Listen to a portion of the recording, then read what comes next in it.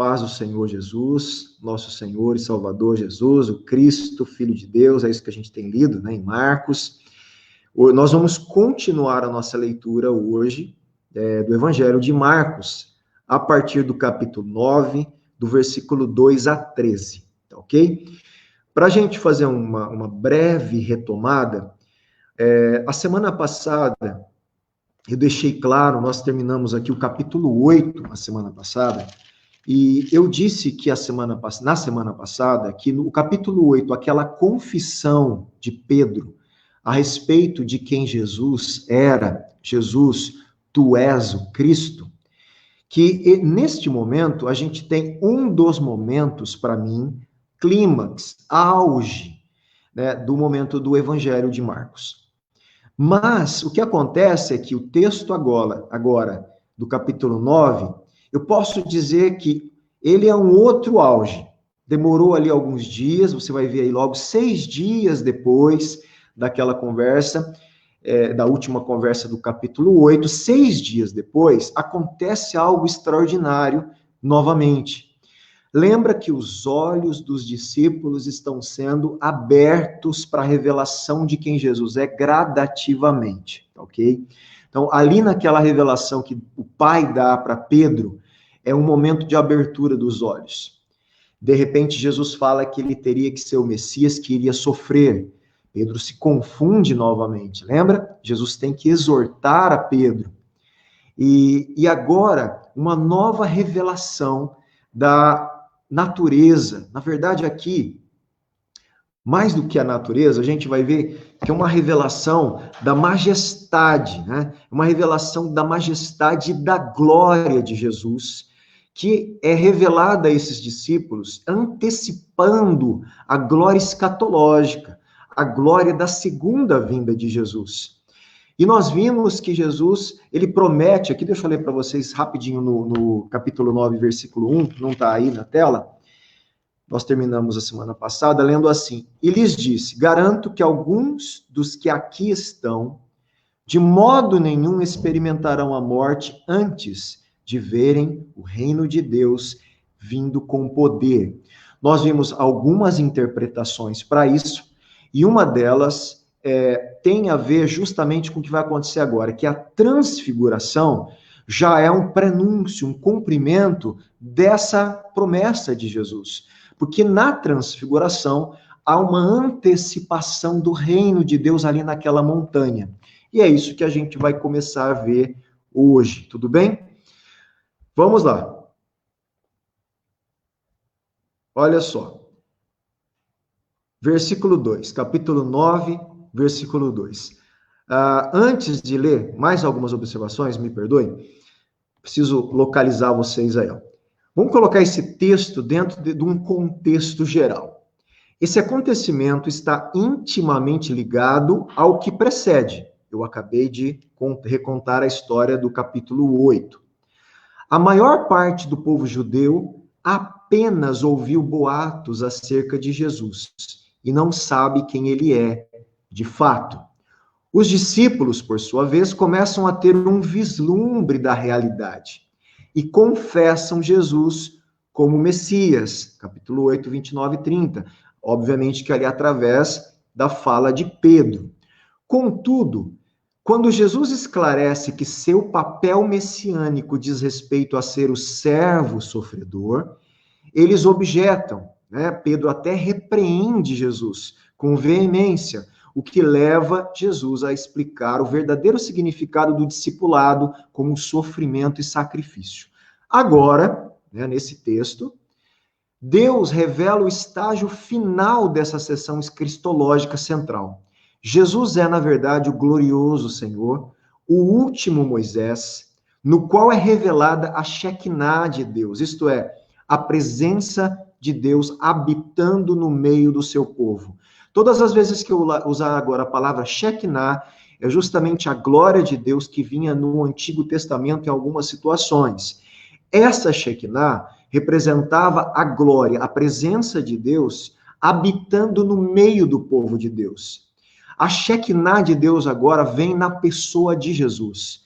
Lembra que Jesus é o Deus Emanuel, É ele quem vem habitar, ele se faz homem, se faz carne, ele é o verbo eterno, ele é o divino que se tornou carne e habitou entre nós. Tudo bem? Então, mais uma observação para colocar em contexto. Olha só o texto de Êxodo 24, 15 a 16. Tendo Moisés subido uma nuvem, subido o monte, lembra que isso é lá no monte do Antigo Testamento? Uma nuvem cobriu o monte, e a glória do Senhor pousou sobre o monte Sinai. E a nuvem o cobriu durante 6 dias. Olha que interessante. 6 dias, monte, nuvem, glória. Você vai ver todos esses elementos sendo contados de uma outra forma no texto de Marcos 9.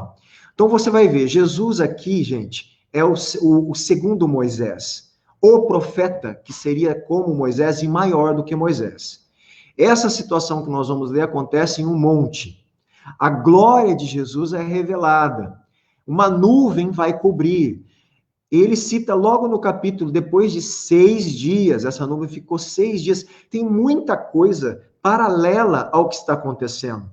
Então, o que nós temos que entender? Que Moisés é um tipo, na teologia nós chamamos de tipo, de Cristo. Ele é uma sombra, uma antecipação do verdadeiro libertador de Israel e da humanidade, que é Jesus, o Messias. Colocando isso tudo agora em contexto, a gente vai ler o texto.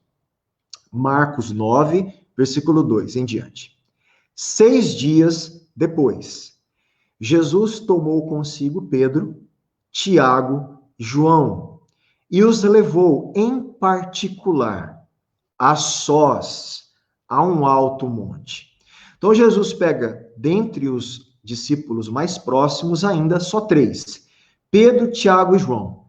Pega esses 3 mais próximos por uma escolha soberana de Jesus e de Deus, carrega esses 3 para o monte, um alto monte, e leva esses 3 em particular, a sós. E o que acontece ali? E Jesus foi transfigurado diante deles. Vamos ver essa palavrinha aí, transfigurado. Eu sei que você não vai entender, mas só para mostrar, eu tenho a possibilidade aqui, eu não sei se vai conseguir ver. Eu tenho aqui, ó, a palavrinha em original, essa que eu vou grifar. Eu vou traduzir para vocês aqui, tá bom? Ó, essa palavrinha é a palavra transfigurado no grego, lá na escrita, quando Marcos estava escrevendo. Se pronuncia, mais ou menos, eu vou ler aqui, metamorfose. É difícil aqui, né? Que lembra, por que eu estou lendo? Porque lembra uma palavra que a gente fala de metamorfose. É justamente isso que está acontecendo. Deus está modificando a forma de Jesus, colocando Jesus numa forma de glória e de majestade. No próprio momento que Jesus está ainda na sua primeira vinda, ele está colocando Jesus numa forma que é a forma que Jesus virá na segunda vinda, de glória e grande majestade. Então, vamos lá, mais um pouquinho da transfiguração. Olha a minha anotação. Foi transfigurado diante deles. Marcos traz a descrição mais simples aqui, que destaca as vestes resplandecentes de Jesus. Mas Mateus 17:2 acrescenta que o rosto de Jesus brilhou como o sol, gente. E olha que interessante. Quem que Jesus levou para o monte? Pedro, Tiago e João. Depois de Jesus morrer, ressuscitar, ir embora, né, para o céu, Pedro escreve uma das cartas dele. E lá na segunda carta de Pedro, capítulo 1, versículo 16, Pedro diz assim: diz que os discípulos foram testemunhas oculares de sua majestade. Pedro está se referindo aqui, numa grande parte dos entendimentos dos comentaristas, dos estudiosos, justamente à transfiguração, que a majestade de Jesus foi revelada a ele e a Tiago e João. Jesus foi transfigurado, isso é um passivo divino. E o verbo metamorfo indica que Deus mudou a forma de Jesus ao permitir que sua glória pré-encarnação, olha só, a glória de Jesus antes de encarnar, e aquela que virá. Então, a glória de Jesus, pré-encarnação, resplandecesse através de seu semblante humano, como uma antecipação de sua exaltação escatológica na segunda vinda. Até mesmo as roupas de Jesus ficaram mais brancas aqui, né? Foram transformadas, perdão os erros aqui, gente, me releve aí, que às vezes não dá tempo de eu rever.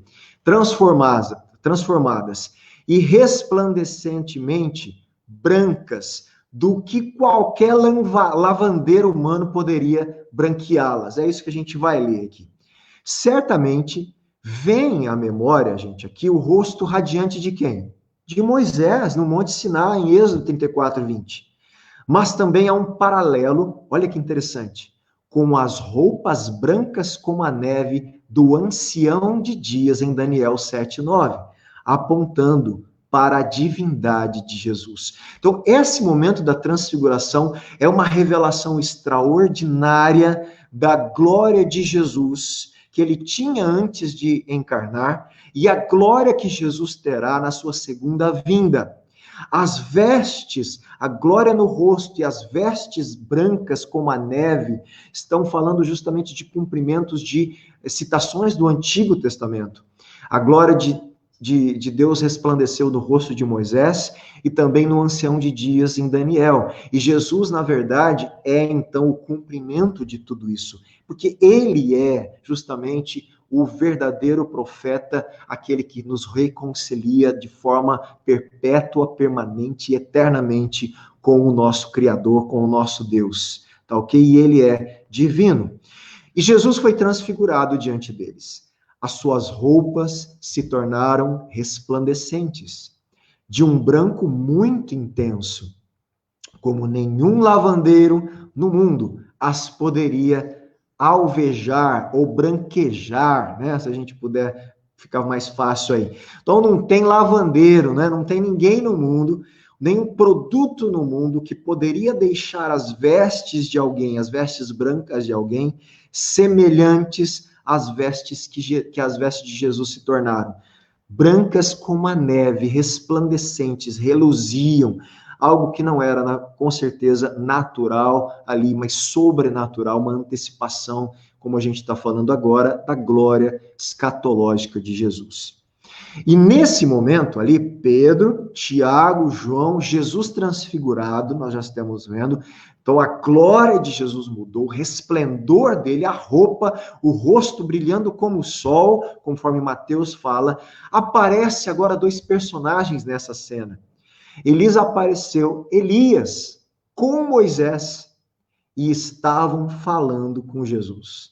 Então, nesse monte alto, Pedro, Tiago, João, Jesus, de repente, juntamente ali com eles, aparece nesse momento de glória, onde, gente, aonde aquele monte, o pico daquele monte toca o céu toca a terra, onde literalmente há uma fusão de céu e terra, ambiente celestial e terreno ali se confundem nesse momento. Aparece então Elias e Moisés conversando com Jesus. Duas figuras e personagens importantíssimos no Velho Testamento, no Antigo Testamento.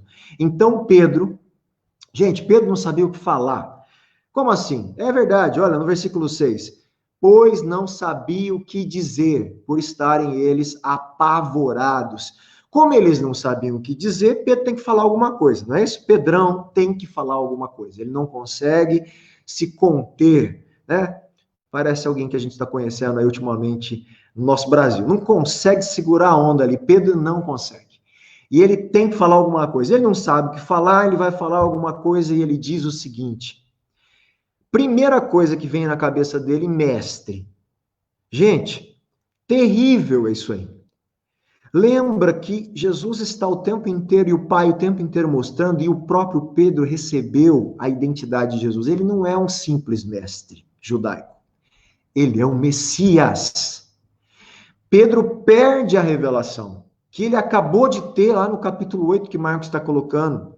Talvez depois de alguns dias, 6 dias, como disse, eu lidar ali com o início desse capítulo, versículo 2, depois de alguns dias, Pedro esquece que Jesus não é um mestre só.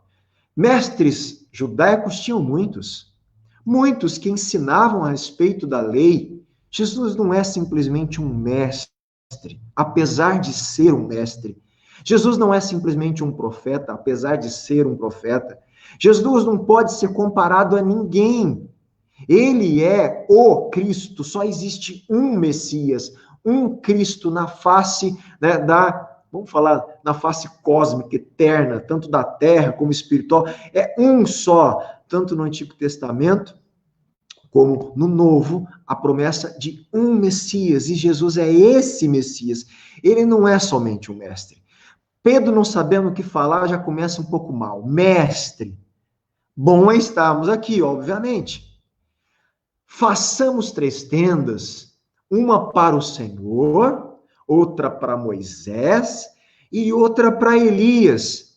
Aqui eu não vou me deter tanto à questão das tendas, mas na cultura judaica a gente sabe, eles tinham algumas situações de habitação em tenda, inclusive as festas dos tabernáculos eram justamente momentos que eles habitavam em tendas, né, em cumprimento a uma festa que foi estabelecida no calendário pelo próprio Deus.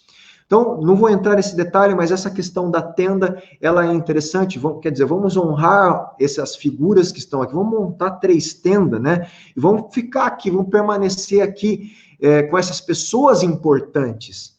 Gente, mas existe um erro tremendo de Pedro aqui. Primeiro, Jesus não é o mestre só. Segundo, colocar Moisés e Elias à altura de Jesus, como se 3 tendas igualitárias pudessem ser feitas, também é outro erro. Então, vamos lá, revendo aqui o erro.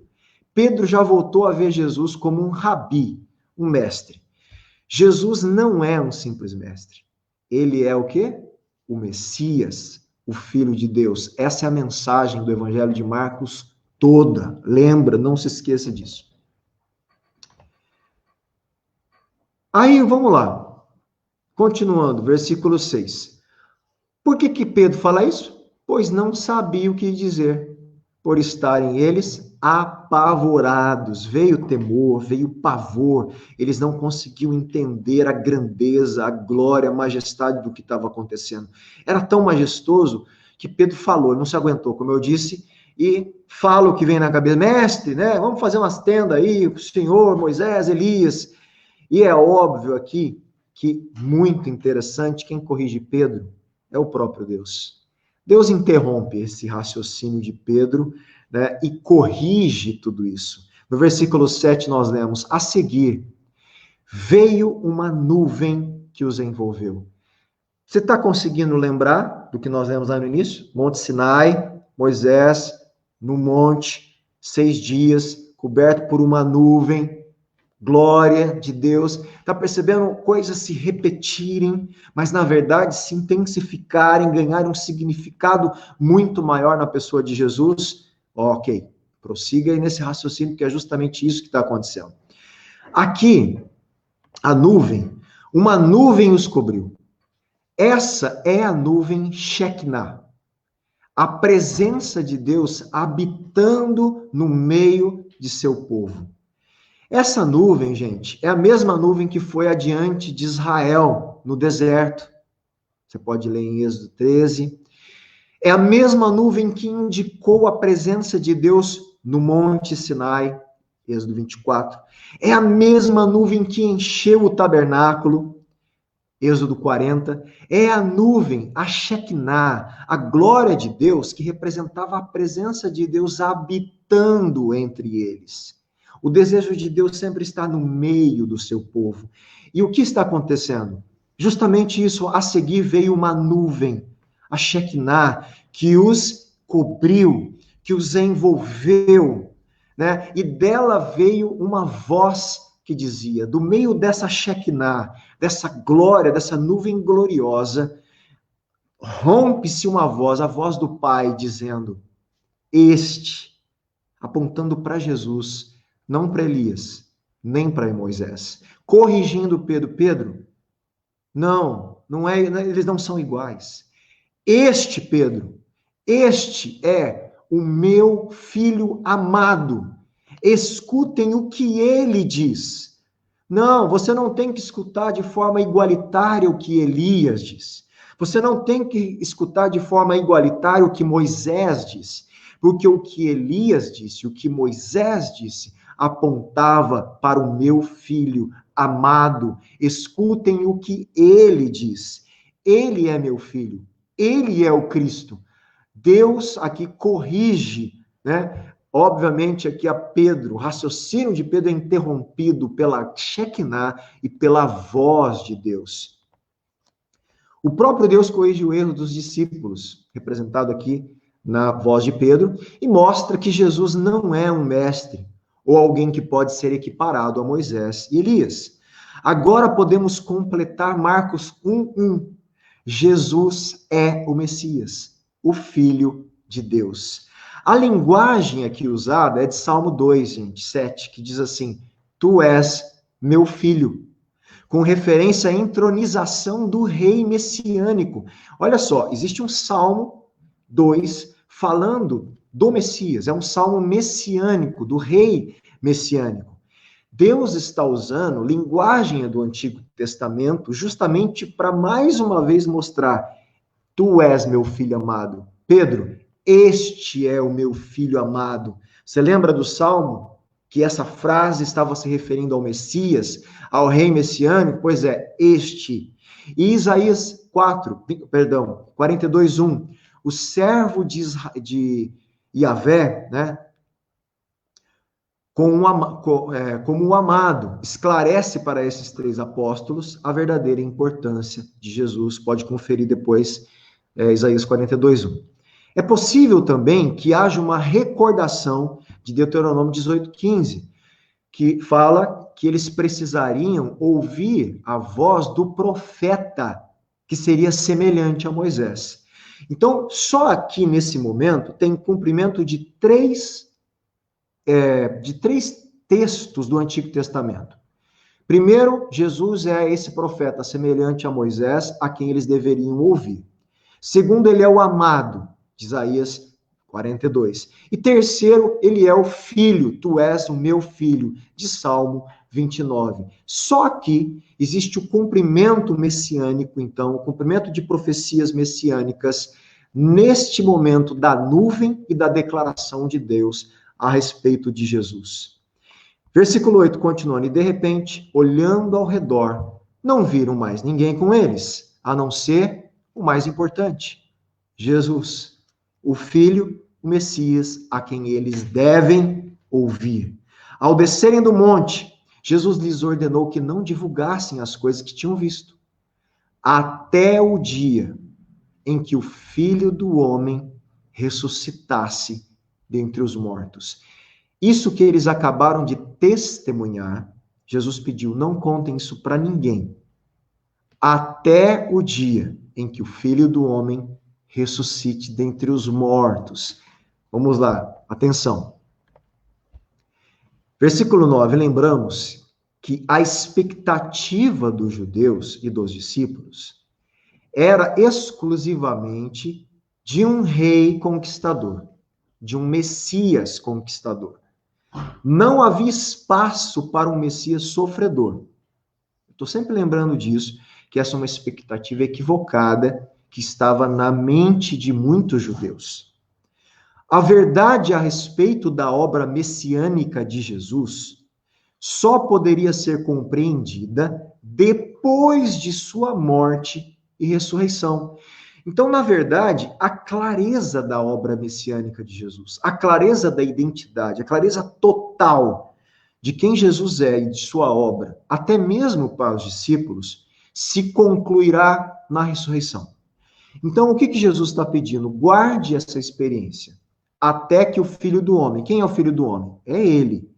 Filho do Homem é uma linguagem também direcionada ao Messias, que Daniel usa, que voltaria nas nuvens, até que ele mesmo ressuscitasse dentre os mortos. Mas isso era tão difícil eles assimilarem ainda, eles guardaram a recomendação, perguntando uns aos outros: o que seria esse ressuscitar dentre os mortos. Eles não entendiam a morte e a ressurreição. Eles não compreendiam. Gente, lembra que no capítulo 8, Jesus falou claramente para Pedro: importa que eu sofra, que eu vou morrer, ressuscitar. Jesus explicou, não há uma coisa oculta. Jesus está falando o tempo inteiro: sofrimento, tem que sofrer, vou morrer, vou ressuscitar. Agora ele acabou de falar: guarda isso até que o Filho do Homem ressuscite, falando dele e da sua ressurreição. E mesmo assim os discípulos não compreendiam a obra da morte e da ressurreição. Não cabia na cabeça deles um Messias sofredor. E é justamente isso que Jesus está falando. Ele é o Messias sofredor. Ele é o Messias que tinha que ser sacrificado pela humanidade.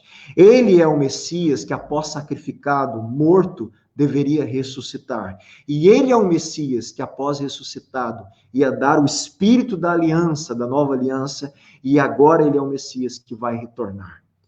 Isso é a obra de Cristo, é o Evangelho, a boa notícia que Jesus é esse Messias, que concluiu toda a obra de resgate da humanidade, de perdão, de reconciliação com Deus. Mas no momento aqui, os discípulos ainda não entendiam.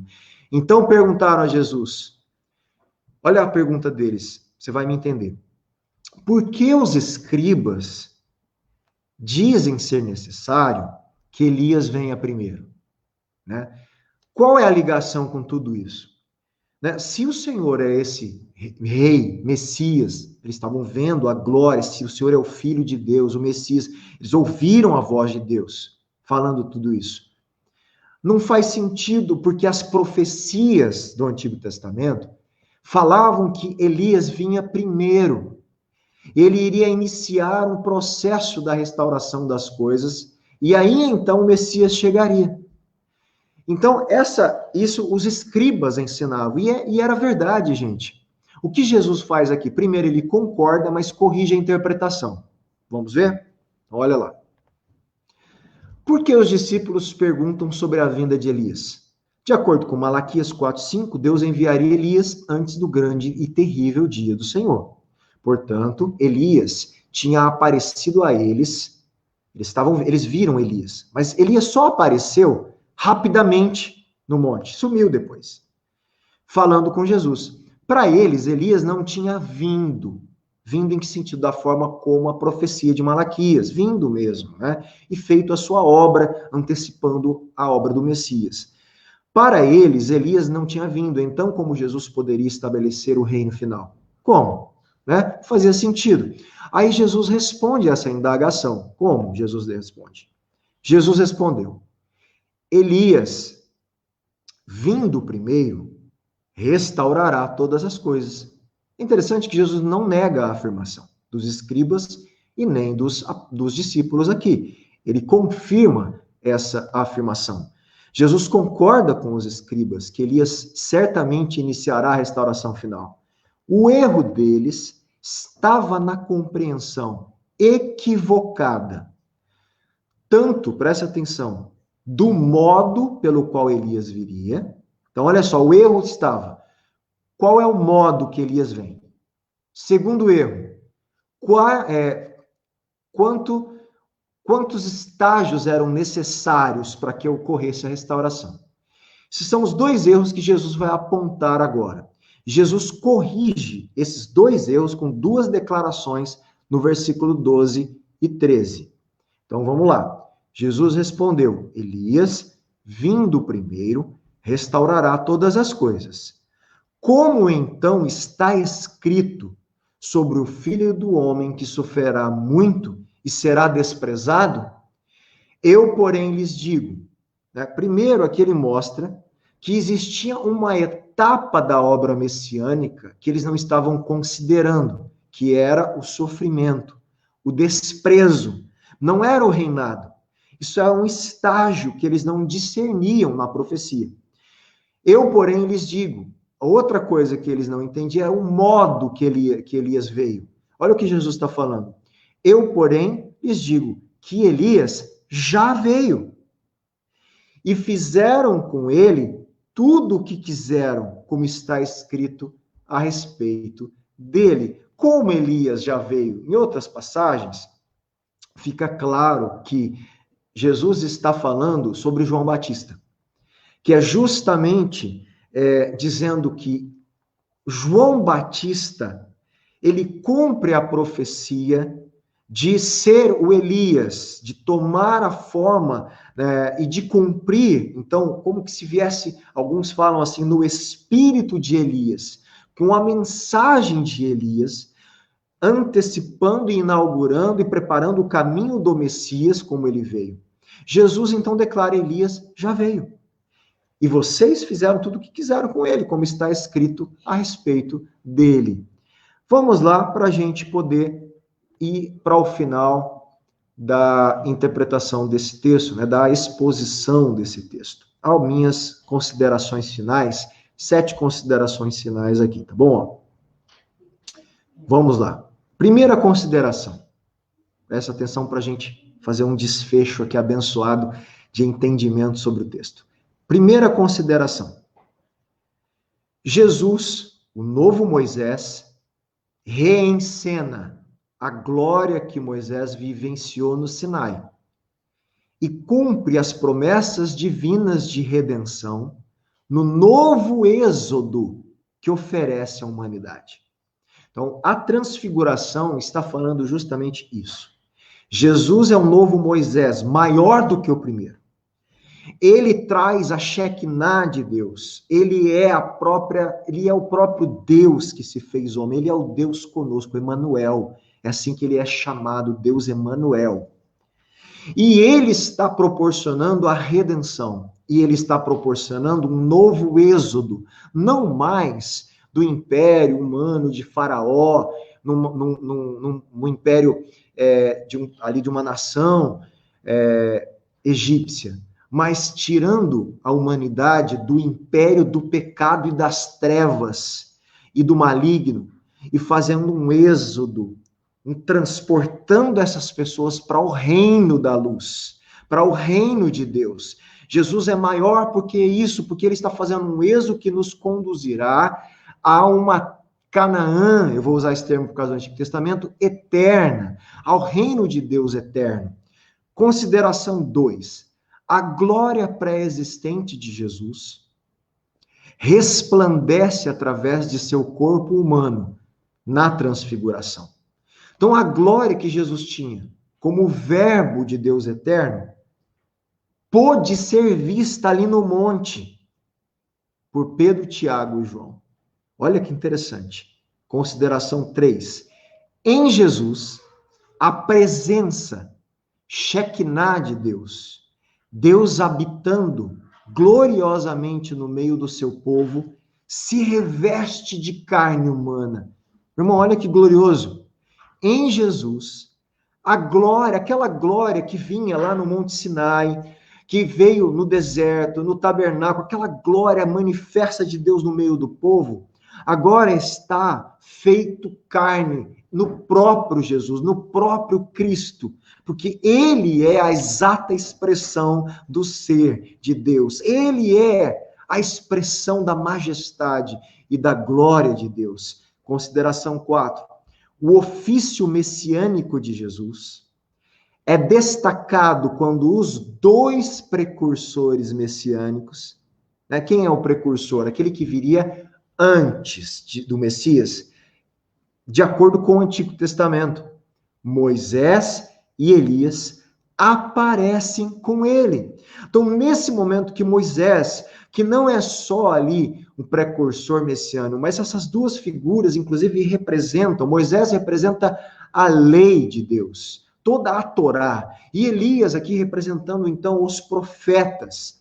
Há uma representação veterotestamentária da antiga aliança que apontava para o Cristo. Nessa transfiguração, o ofício, o que é o ofício? O trabalho, a obra de Jesus, a identidade e a sua obra é destacada quando esses estão ali com Jesus no monte. E quando Deus, obviamente, fala e mostra que Jesus deveria ser ouvido, que ele era o mais importante do que Moisés e do que Elias. Consideração 5. Como em 1:11, capítulo 1, versículo 11, Deus se pronuncia aqui no Monte da Transfiguração e dá testemunho da realidade de que Jesus é, de fato, Filho de Deus. De fato, Jesus é o Filho amado, como ele fala ali no Monte da Transfiguração. Consideração 6. A transfiguração prenuncia a ressurreição e a segunda vinda de Jesus. Então, é um prenúncio, um anúncio antecipado. A transfiguração é justamente apontando para aquilo que Jesus seria pós-ressurreição. O corpo e a glória, a majestade que agora estão em Jesus e que ele voltará dessa forma, cheio de glória, majestade e autoridade eterna. E o último ponto, destacando, João Batista cumpre a promessa de que Elias voltaria como precursor messiânico. Tá ok? Então, nesse texto, o que nós vimos? Vimos o episódio da transfiguração, quando o próprio Deus modifica a forma de Jesus, colocando Jesus num formato de glória e de majestade que ele tinha antes de encarnar e de glória e de majestade que ele virá na sua segunda vinda. Pedro, Tiago e João puderam testemunhar a respeito disso. E mesmo assim, a identidade de Jesus ainda não está completamente enraizada no coração e na mente desses discípulos. Isso só vai acontecer depois da ressurreição e com a vinda do Espírito Santo, onde é selada toda essa revelação e eles se tornam, então, os apóstolos enviados de Cristo, pregando a mensagem do reino de Deus, mostrando a todos que Jesus é o Messias, o Filho de Deus. E esse também é aquilo que precisamos ter como revelação, que Jesus é o Messias, o Filho de Deus, e portar esta mensagem às pessoas que necessitam desta revelação, para que eles creiam nisso, creiam em Cristo, na obra de Cristo, e assim sejam restaurados, comecem o seu novo exílio, saindo do império das trevas e do pecado, e sendo transportados pelo Espírito de Deus ao reino de Deus, façam parte do reino, como cidadãos do reino de Deus, que anseiam não pelas coisas desse mundo, mas por aquilo que há de vir. O nosso Messias há de vir em glória e majestade, reinar eternamente. Que assim seja. Maranata, ora vem, Senhor Jesus.